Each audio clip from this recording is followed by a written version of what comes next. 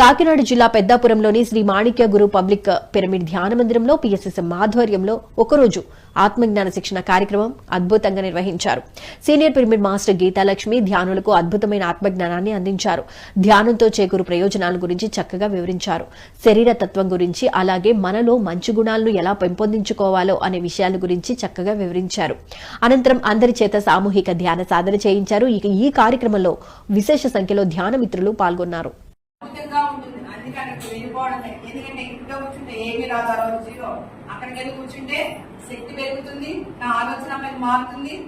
నేను ఇంకా ఇంకా ఇంకా చేయడానికి ఏదైనా శ్రద్ధ పెరుగుతుంది అనమాట. అలా ఎప్పుడైతే మనలోని మనకు తెలియకుండానే పెరిగినప్పుడు ఎలా వస్తుంది అంటే వాసాంసి జీర్ణాని యదా విహాయ తదా శరీరాని విహాయ జీర్ణ అన్యాని సంయాతి నవాని దేహే.